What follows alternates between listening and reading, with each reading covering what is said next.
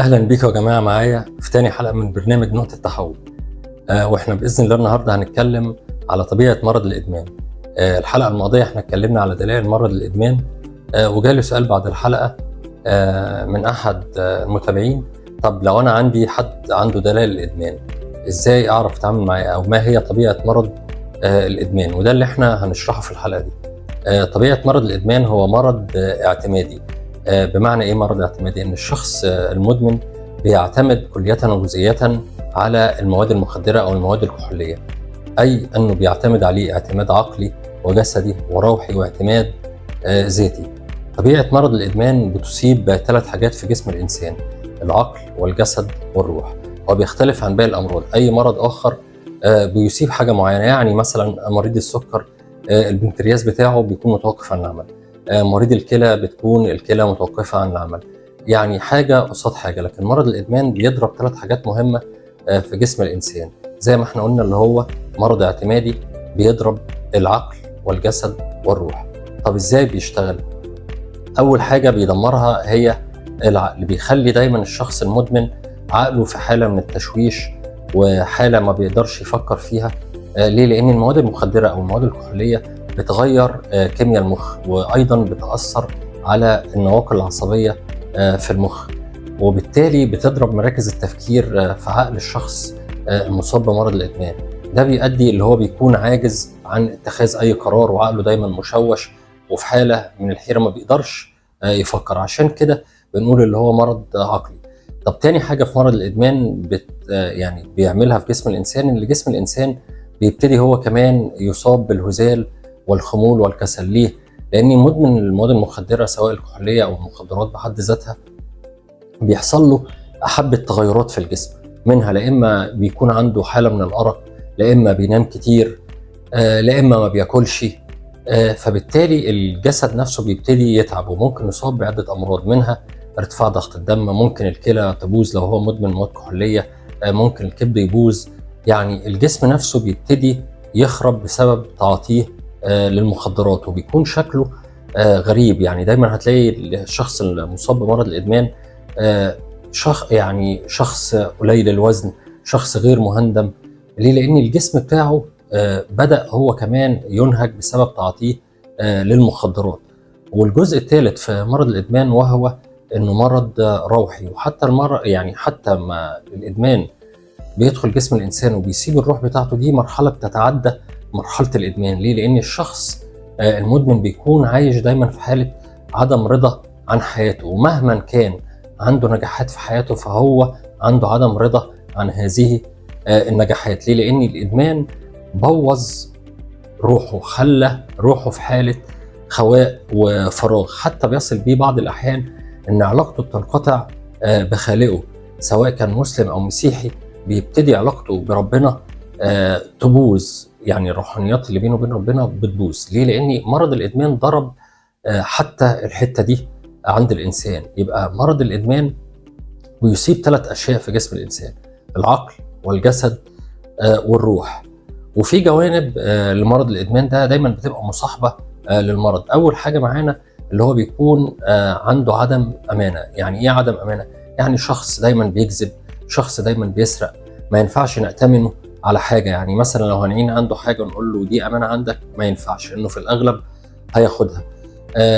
لو ائتمناه على سر في الأغلب هيروح يحكي للناس كلها.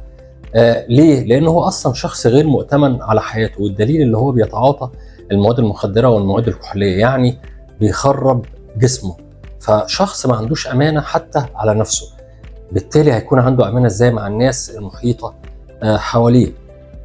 وتاني جانب بيكون مصاحب لمرض الإدمان أو تاني عرض اللي هو بيكون عنده عدم إدارة. يعني شخص لا يستطيع إدارة حياته بالمرة. ليه؟ لأن مرض الإدمان أصلا ضرب مراكز التفكير في عقله، زي ما اتكلمنا من شوية. هو شوش تفكيره وشوش عقله، فبالتالي ما بقاش عنده القدرة اللي هو ياخد أي قرار في حياته. ولو مثلا أي أب وأم فكر يتكلم مع ابنه أو بنته لو كانوا من الأشخاص المتعاطية للمخدرات، وقال له مثلا أنت عندك حاجة مهمة في دراستك وعايزين ناخد فيها قرار، دايما هيكون الرد: يا بابا أو يا ماما أنتوا الكبار وأنتوا عارفين مصلحتنا، فيا ريت أنتوا تاخدوا قرار. ليه؟ لأن هو أصلا مش عارف ياخد قرار في حياته. ومن الجوانب الاخرى المصاحبه لمرض الادمان حاجه اسمها العجز، الا وهو اللي هو عاجز عن اي حاجه في حياته، عاجز يدير حياته، عاجز عن مشاعره واحاسيسه، حتى عاجز اللي هو يفسرهم، لكن مش عاجز اللي هو يروح يشرب مخدرات. طب الناس هنا هتسالني هتقول لي طب ما انت من شويه قلت اللي هو عاجز حتى اللي هو يتكلم في مشاعره واحاسيسه، ازاي مش عاجز اللي هو يروح يشرب مخدرات؟ هو فعلا مش عاجز اللي هو يفكر ازاي هيشرب مخدرات، او هيفكر ازاي يجيب فلوس علشان يشتري بيها مواد مخدره. ليه؟ لان هو اعتمد على المواد المخدره زي ما شرحنا في الاول، ان مرض الادمان مرض اعتمادي. الشخص المدمن بيبقى معتمد كلية وجزئية على الماده المخدره اللي هو بيشربها، لكن اي حاجه تانية في حياته هو عاجز عن الكلام فيها، او عاجز عن شرحها، او عاجز عن ادارتها. ومن الجوانب الاخرى اللي هو بنقول التحفظات. ايه هي التحفظات دي؟ التحفظات دي دايما حاجه المدمن بيبقى عاينها جواه علشان تديله مبرر اللي هو يشرب مخدرات، يعني رابط حاجه بحاجه. بمعنى ايه الكلام ده؟ لو هنفترض ان اب او ام عندهم حد من ذويهم بيشرب مخدرات، هيجي يقول له يا ابني او يا بنتي اللي انت بتعمله ده حاجه غلط والمفروض تبطل تعاطي المخدرات. هيكون الرد دايما ايه؟ طب يا بابا لو جبت لي الايفون الجديد انا هبطل مخدرات، طب يا بابا لو غيرت لي العربيه انا هبطل مخدرات. ليه هو بيقول كده؟ لانه من جوه قرارة نفسه عارف ان الاب او الام مش هيقدروا يلبوا هذه الرغبات، فبالتالي بيطلبها علشان يدي لنفسه مبرر اللي هو يشرب مخدرات. هيقول لنفسه ايه؟ ما هو بابا ما لبليش رغبتي، بابا ما غيرليش العربيه، بابا ما اشتريليش الايفون الجديد، فانا ليه ابطل مخدرات؟ انا كنت هبطل لو هو عمل لي كده. شفتوا بقى التحفظات دي خطيره ازاي؟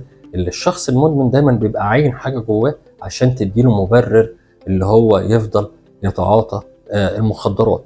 ومن الجوانب الاخرى كمان الانكار، اللي هو دايما هينكر اللي عنده مشكله مع المخدرات، بل الامر يعني بيتعدى اللي هو بينكر اي حاجه في حياته مسببه له مشكله بسبب المخدرات. يعني لو هو فاشل في دراسته هيقول لك لا انا مش فاشل في دراستي بسبب تعاطي المخدرات، انا فاشل في دراستي عشان المدرس بتاعي ما بيشرحش. طب لو عنده مشكله ماليه بسبب المخدرات هيقول لك لا انا المشكله الماليه اللي عندي دي مش بسبب اللي انا بشرب مخدرات، بل بالعكس بسبب اللي انا بابا ما بيدينيش مصروف كتير، في حاله لو هو طالب. طب لو هو مثلا شخص عنده شغل هيقول لك اصل هم مثلا خصموا من مرتبي عشان انا ما رحتش بقالي مثلا اسبوع الشغل. يعني هينكر اللي هو عنده اي مشكله في حياته بسبب المخدرات. ونيجي لاخر جانب وهو يعني جانب قوي كمان جدا، اللي هو بيبتدي يفقد السيطره على حياته، ما بيبقاش عنده سيطره على اي حاجه في حياته، بل بالعكس المخدرات هي اللي بتكون مسيطره على حياته وهي اللي بتدور له حياته في كل حاجه. زي ما احنا قلنا اللي هو انسان عاجز، انسان ما بيعرفش يفكر، انسان عنده انكار، انسان عنده عدم امانه، انسان بيصل في النهايه اللي هو بيفقد السيطره على كل حاجه في الحياه.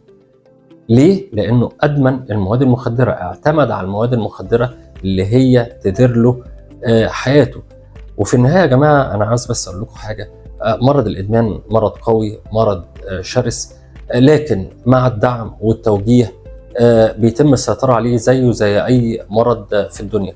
وبنقول لاي مدمن او اي مدمنه احنا هنا علشان نساعدك ونمدلك ايد المساعده، ونساعدك باللي انت بتعمله انت كمان علشان ترجع لحياتك الطبيعيه وترجع شخص منتج في المجتمع. وبنقول لاي اب واي ام احنا هنا عشان نقدم لكم الدعم ونقدم لكم المساعده ونشرح لكم اي حاجه ونساعدكم ازاي تتعاملوا مع مرض الادمان، وازاي تتعاملوا مع ذويكم لو حد منهم مدمن مواد مخدره او مدمن مواد كحوليه. وفي النهايه اذا كان الفيديو مفيد ليكم ارجو مشاركته مع الاخرين لتعم الفائده، وارجو تفعيل جرس القناه ليصلكم كل ما هو جديد. كان معكم وليد خطاب ادكشن ريكفري كوتش، ونلتقي في حلقه قادمه باذن الله من برنامج نقطه تحول، ونلتقي بكم مره اخرى.